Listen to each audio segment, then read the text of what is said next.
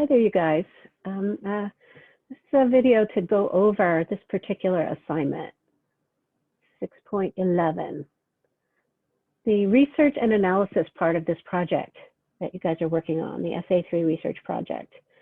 So we talked in class today about how to go about finding the news reports that you need to find for this project using Google and just Googling your topic. And if that doesn't give you the results that you want, then you can start to add more information to your search, like specific news organizations, the names of those, like NBC or CNN or something like that. And that way you can find the 5 reports that you need to find. These right here, one from each of these categories.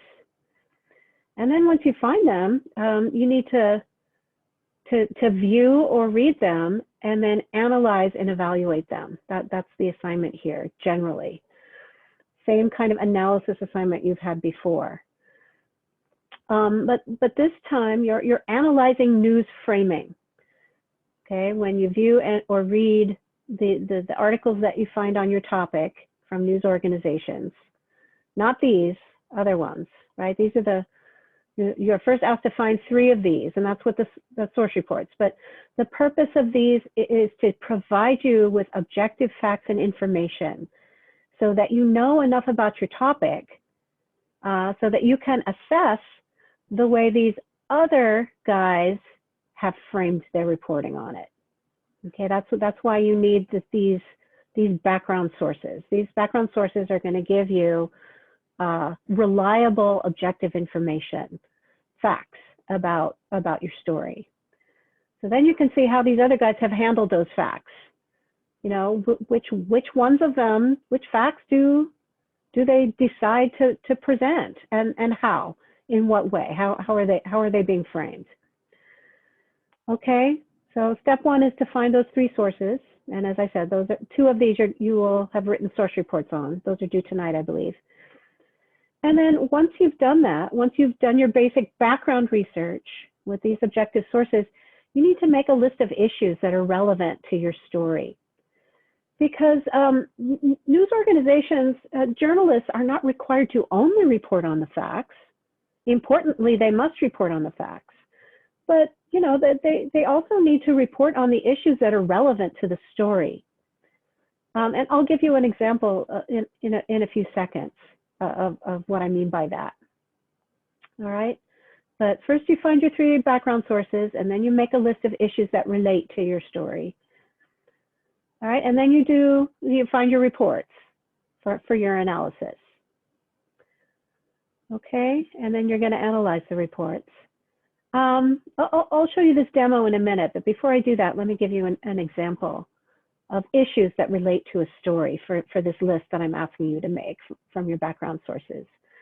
You may be familiar with Trayvon Martin, the fact that he was killed by this guy, George Zimmerman. I'll just give you a brief background, and this is the kind of information that you want from those background sources that I mentioned before. Is you need to know just basic facts of what happened, and these are the basic facts of what happened to Trayvon Martin. He was walking home from a convenience store where he'd purchased some snacks to his dad's house in a Florida neighborhood. I can't remember the neighborhood, but some neighborhood in Florida. And he was followed by this guy, George Zimmerman. First, Zimmerman followed Martin in Zimmerman's car.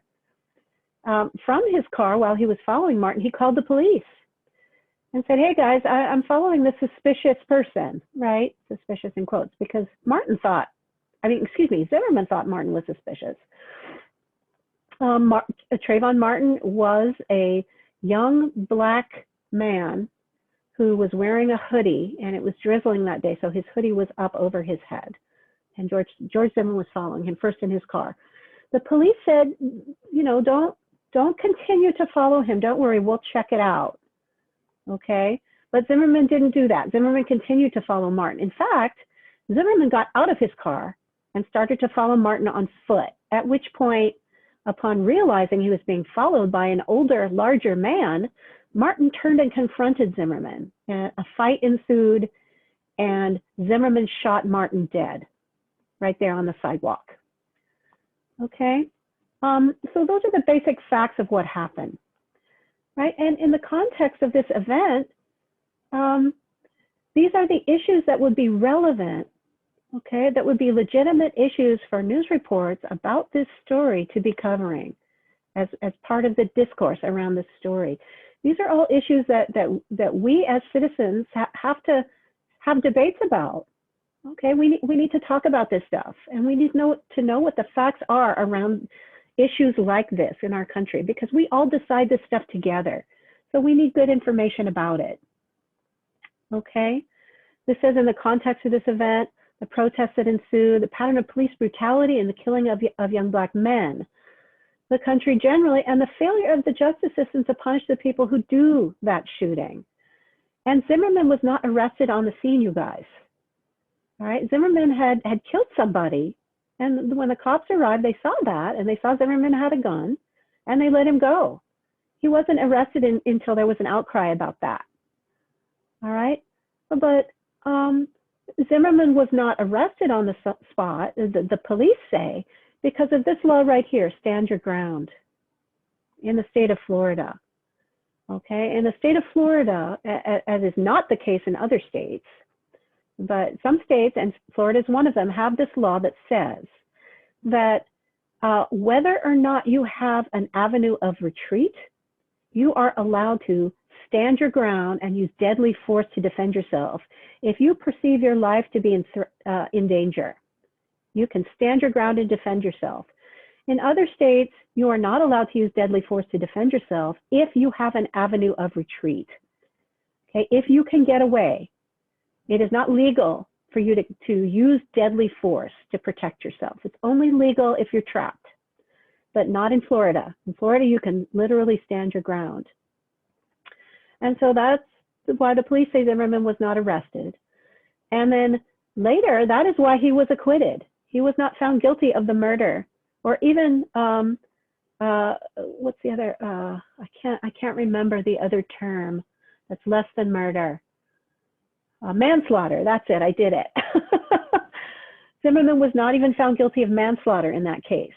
Okay, he was acquitted in that case because of this law. This was his defense. All right, but other issues that pertain to this thing that happened are the issue of racial profiling. Okay, that's one of them, specifically, because arguably Martin was followed because he was Black. He was profiled because of his race by Zimmerman. And you guys probably know racial profiling means when people are looking at you more closely because they think that because of your racial identity, you are more likely to be guilty of or planning to commit a crime. That's racial profiling. And that's something we have to talk about in this society.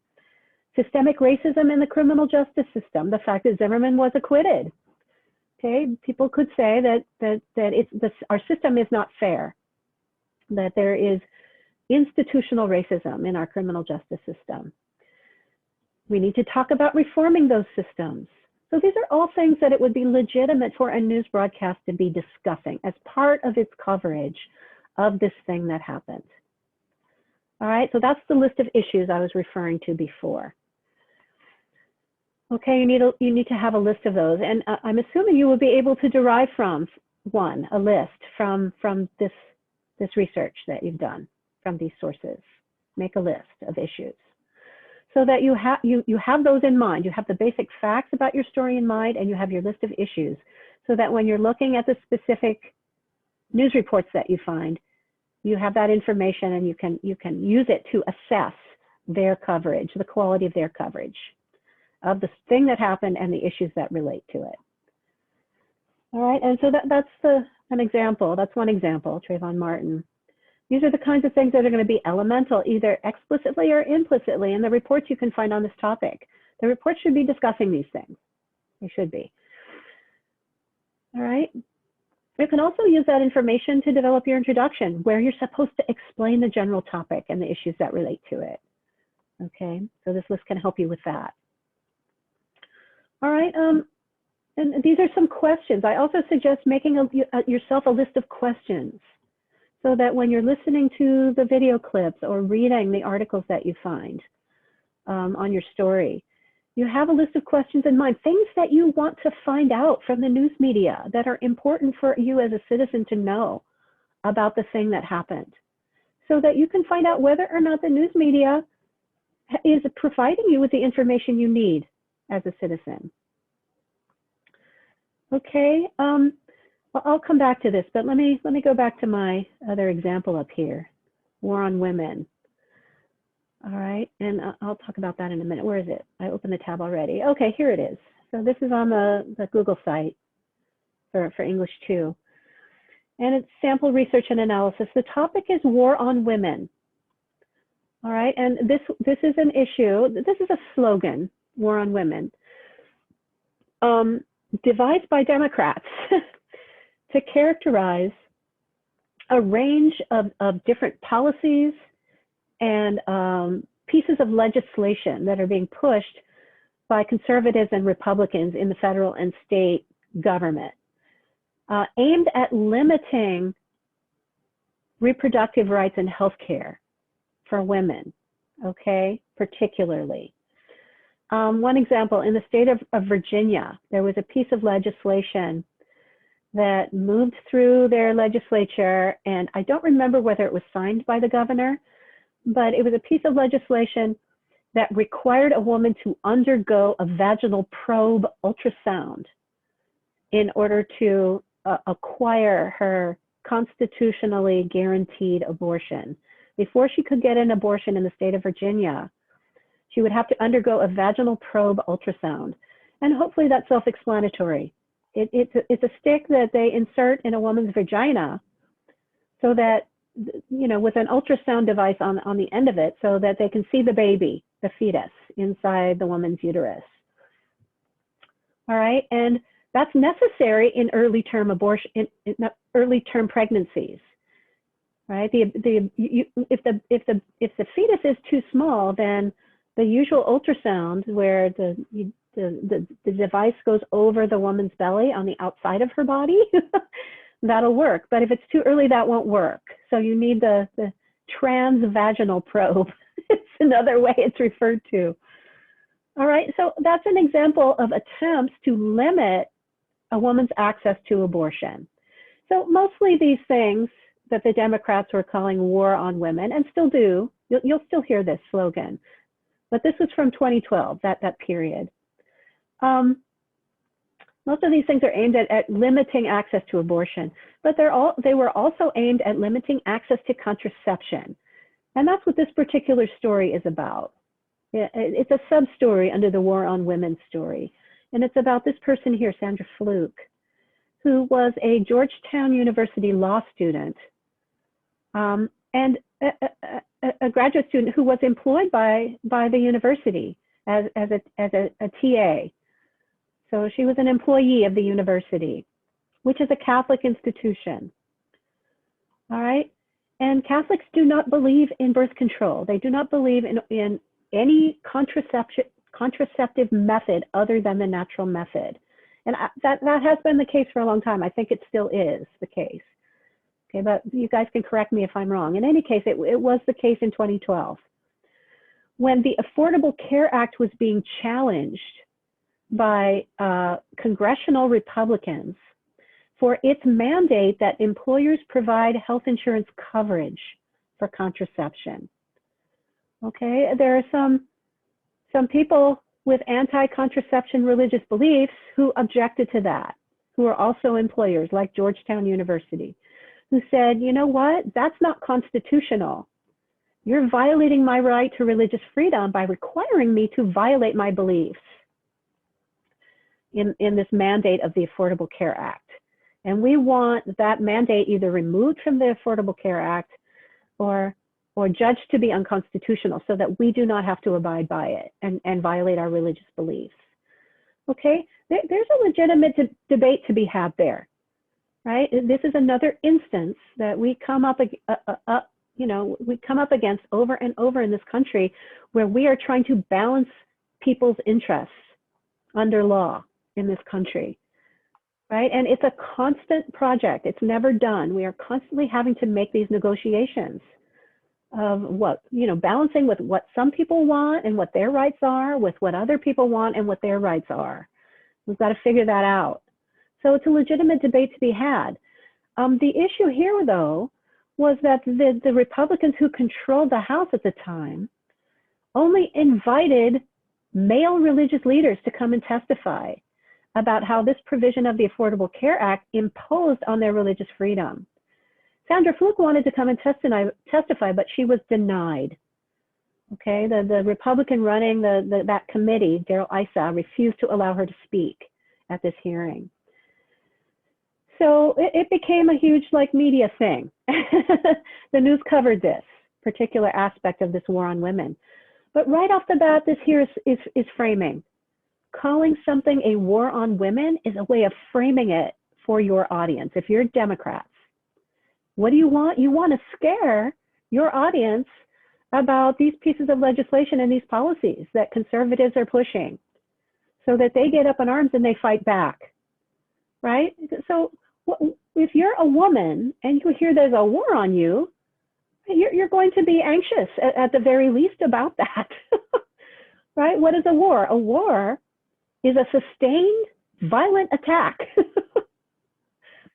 So, Democrats telling women that there's a war being waged on them is on purpose. It's a framing strategy to get them worried about these policies and to try to get some energy behind their efforts to block them. All right, so those are the basic facts of what was going on with this particular story. And here's a list of issues that I developed as a result, and questions that I have about that I would want the news media to help me answer by giving me information about these aspects of the issue. For example, is there access to contraception or not? Is there a real need for this mandate in the Affordable Care Act? Because if there isn't a real need, then there's no need to impose on the religious freedom of other people who don't want to be part of that. So we need to know, what's the need? That would be information I would want as a citizen trying to figure out where I stand on this issue. Women's health and healthcare issues and policies that affect them. I would want information about that. All right. The economic aspects of it and the welfare, not just of women, but their children, right? If there's already children in a family, having more children, it is going to cause a hardship for taking care of the children that are already there. So, that is one of the main reasons most married women use some form of contraception that costs them money. All right. Most married women with children and most unmarried women with children use contraception that costs them money. And then the religious rights and freedom. What does the Constitution protect? And to what degree does this mandate in the Affordable Care Act infringe on those rights and those freedoms? All right, so these are the questions I'm going to have in mind while I watch these and read these sources that I found of news reports on this story. I'm also going to be watching for the various framing strategies that are always being employed in every news report. They're always framing, okay? Even quote, objective, okay, news is framing. It's making decisions about what words to use, right? What is the headline going to be? Even if the purpose of the headline is just to grab the audience's attention, and it always is, that's framing. The photo or video images and captions that go with, if it's a print source, there's going to be a picture that goes with it, right? If it's a video, there's all kinds of visual stuff going on in that video. As you saw in those clips of Fox News in the documentary Out Fox, there was all kinds of framing strategies. Logos, graphics, statistics, charts, right? And then I'm going to try to discern what the purpose is of pushing of the framing that I see. Is it to push a particular political viewpoint, right? Or is it just to sensationalize a story or increase its interest so that more people want to watch? Because as we've said a couple times before, that's where they get their money, from people watching. Okay, so here are the reports that I found. I found 7 of them on this topic, war on women, and specifically the Sandra Fluke affair, the thing that involved her, and this hearing, this congressional hearing on this provision, this contraception mandate in the Affordable Care Act. This is a CNN video that gives an overview of the topic. So it kind of explains it for you like I just did. So let's watch this one first. I need more coffee, I'm getting a headache. Okay, hang on, let me open this link in a new tab and play it for you guys. Now to that huge firestorm developing after Rush Limbaugh's controversial comments on his radio show about a Georgetown student in the center of the battle over contraception and religious rights. ABC's Jake Tapper is here with this story. And Jake, this is really heating up. Good morning. Good morning, Robin. So much of politics is about framing. Is this a debate about contraception? Is it a debate about religious liberty? Or is it a debate about a talk radio giant insulting a third-year law student? For 2 days, Rush Limbaugh has eviscerated Sandra Fluke on the radio. What does it say about the college co-ed Susan Fluke, who goes before a congressional committee and essentially says that she must be paid to have sex? What does that make her? It makes her a slut, right? Makes her a prostitute. She wants to be paid to have sex. Fluke, a third-year law student at Georgetown, is now the flashpoint in a debate about whether employers should be required to fully cover contraception even if they have religious objections. Fluke had been prevented from testifying by Republican Congressman Darrell Issa at this congressional hearing in mid-February. 2 congresswomen even walked out of the hearing after only men testified. But last week, Fluke was back before Congress, this time speaking in an unofficial hearing held by Democrats. Without insurance coverage, contraception, as you know, can cost a woman over $3,000 during law school. For a lot of students who, like me, are on public interest scholarships, that's practically an entire summer's salary. Those comments set off the talk radio giant on Wednesday. She's having so much sex she can't afford the contraception. She wants you and me and the taxpayers to pay her to have sex. What does that make us? We're the pimps. And again on Thursday. If we're going to have to pay for this, then we want something in return, Ms. Fluke, and that would be the videos of all this sex posted online so we can see what we are getting for our money. Overnight, Fluke responded on MSNBC. I guess my reaction is the reaction that a lot of women have when they've been called these names. Initially, you're stunned, but then very quickly you're outraged because this is historically the kind of language that is used to silence women. House Democrats are seizing on this issue, asking House Speaker John Boehner, a Republican, to condemn Limbaugh's remarks. Robin? All right, Jake, thanks very much.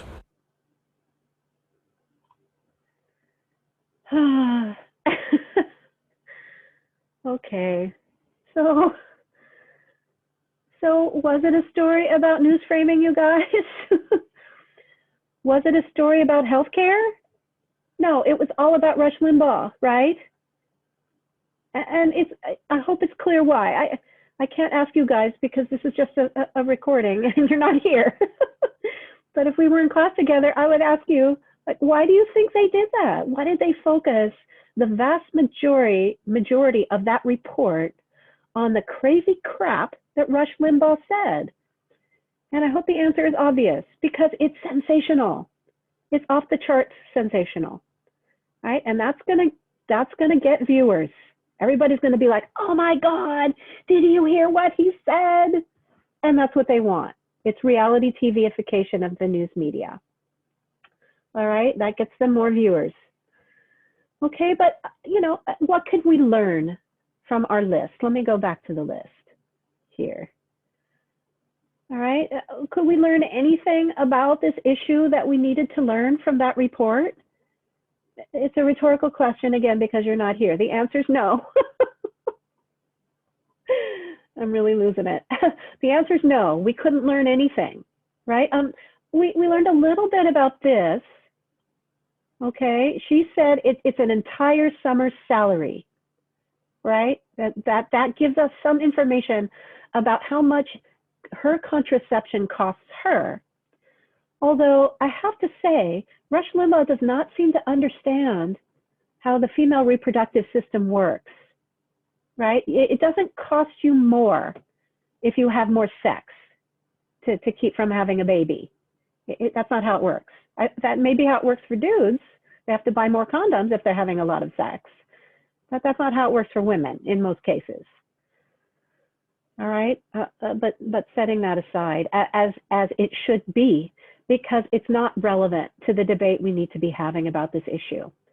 But it sure gets people watching the network when they cover Rush Limbaugh.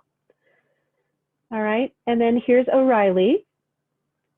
All right, and there's MSNBC, this is Fox News. There's the Daily Beast, which is a news magazine, the National Review, which is another news magazine. There's ABC News, NBC News. All right, so I was able to find a wide range of reports.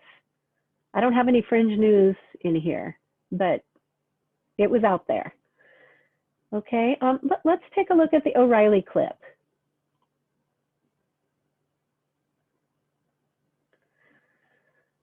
Hi, I'm Bill O'Reilly. Thanks for watching us tonight. Who is running Sandra Fluck? That is the subject of this evening's Talking Points memo. As we reported last night, the Factor believes the Sandra Fluck contraception controversy was manufactured to divert attention away from the Obama administration's disastrous decision to force Catholic nonprofit organizations to provide insurance coverage for birth control and the morning after pill. That might very well be unconstitutional. Anyway, we are having trouble tracking down just who is sending Sandra around to the media. It's very strange. So far, the 30-year-old activist has appeared on 8 national news programs where she was not challenged at all. Last week, we called Sandra on her cell phone and invited her on The Factor. She didn't call back. Very unusual. There was no other public contact for the woman, just her cell phone. A man named Mike has booked her on a few programs, but we can't even get his last name. And Mike doesn't provide callback numbers to those with whom he speaks. So Mike, who are you? And why the subterfuge? Now, late today, we found out that Ms. Fluck is now being repped by the progressive PR agency SKD Knickerbocker, where Anita Dunn, the former Obama communications director, is the managing editor. Aha! So this whole deal comes back to the White House, at least indirectly. So let's run down what we know. Sandra Fluck is the former head of the group Georgetown University Law Students for Reproductive Justice. On February 9th, a group called the Feminist Majority Foundation arranged for Sandra to appear at a press conference criticizing the Catholic bishops for objecting to President Obama's contraception mandate. After that, Congressman Elijah Cummings, the former chairman of the Congressional Black Caucus, invited Sandra to testify in front of the House Oversight Committee. But she was turned down by the chair, Congressman Darrell Issa, because she had no expertise in the church-state subject matter. Nevertheless, Ms. Fluck went to the hearing and afterward complained to ABC News that she had been denied. A week later, Nancy Pelosi staged a mock hearing starring Sandra, after which Rush Limbaugh made derogatory comments, elevating her to left-wing martyrdom. So it seems there is a powerful presence behind Sandra Fluck. And as the polls show, the controversy has benefited the President of the United States, who is on the ropes with the church deal. This is all the more amazing because the controversy Sandra is embracing is completely bogus, as I explained on The View today. Do you guys know what Title 10 is? Do you know what Title 10 is? Explain it. You know what it? Okay. So it's in motion now that if you need birth control and you go to a federal clinic, you get it. Yes. That's under Title 10 of the Public Health Act. Right. All right. So there really isn't any problem. You can get it. And then if you don't want to drive down to the clinic, you can go to Walmart or you can go to Target and get it for $9 a month. So to insert this into a giant Obamacare bill seems to be unnecessary to me. And by the way, the ladies were respectful and we had a very good and necessary discussion. Now, Talking Points believes that very quietly, President Obama will pull back on his demand that the Catholic Church cover contraception. he has snatched victory from the jaws of defeat and would be foolish to continue flogging an unconstitutional mandate. Mr. Obama knows the polls say many American women now believe he's protecting them. For that, he can thank Sandra Fluck and whoever is running her. And that's a memo. Now for the top story tonight, reaction. Join us from Washington. Okay, so it goes on for another 4 or 5 minutes, but it's just more of the same. So I'll spare you that. All right, she just co-signs everything O'Reilly just said about there being some huge conspiracy. Like, who's running Sandra Fluke, right? Who's behind her, right? You know, all of that language, subterfuge, right? Aha! All of that stuff, that's framing, right? He's using language to frame this issue for his audience so that they see it as not legitimate, right? That they see Sandra Fluke and her concerns about this issue as not being legitimate, okay, as just a smokescreen for Obama, who made a mistake, right? And now he's trying to recover and also win an election, right? He wants women to vote for him. Barack Obama does in 2012. All right, but you know, let's look at the list again, and try to ascertain what, if anything, we could learn that we want to know about this issue from that report. Right? He starts to talk about the constitutionality of the mandate. Right? He says it could be unconstitutional, but then he says anyway. I'm like, wait, no, let's talk about that. How is it unconstitutional? Tell me. Right? But he doesn't want to. He doesn't want to. He wants to talk about the subterfuge instead. All right. And then he talks about access a little bit on The View, that clip of himself that he plays on The View, and the economics of it. Right? He says, this is a made up issue. Right? It's a bogus issue. It's not necessary. And this is one of the questions I had. Is it necessary? O'Reilly says no, right? You don't need the Affordable Care Act to mandate this coverage. You can just go down to Target or Walmart and get it for $10, right? Or because of Title 10, you can go to your federal clinic and get it for free, right? But what he fails to mention on purpose is that there aren't any federal clinics anywhere that I know of around me. I don't know if you guys know of any federal clinics around you, right? And the Target Walmart deal is if you have insurance, you can get your oral contraceptives, which is the most popular form of contraception for women, the pill. You can get those for $10. That's the copay if you have insurance. Right? If you don't have insurance, it's a lot more expensive than that. But O'Reilly doesn't mention that. Okay? Because he too doesn't seem to understand how the female reproductive system works. Anyway, so those are a couple of clips, and there were all kinds of other framing in both of those clips that we watched. There were banners running underneath the screen. There were words coming up on the side of O'Reilly highlighting his comments, right? So notice all of that when you're watching your videos and when you're reading your articles, all of the different framing strategies that are being employed to present the story in a particular way for a particular purpose. All right, and I think that's all I wanted to talk to you about today. Source reports 3 through 7. All right, those are short reports you're going to write on those 5 news sources that you find. Okay, the news sources that we were just talking about, those 5 reports, one in each of those 5 categories. You're going to write 5 reports on those, 1 to 1.5 pages. And this is due on the 13th. But if necessary, I can extend the deadline for submitting these reports. And in fact, it's open. It's not going to lock on you guys. So if you don't make this deadline, it's okay. But you do need to get these reports in because they're contributing to 10% of your course grade. You're going to do 10 of them. All right, so each one is worth 10 points towards 10% of your course grade.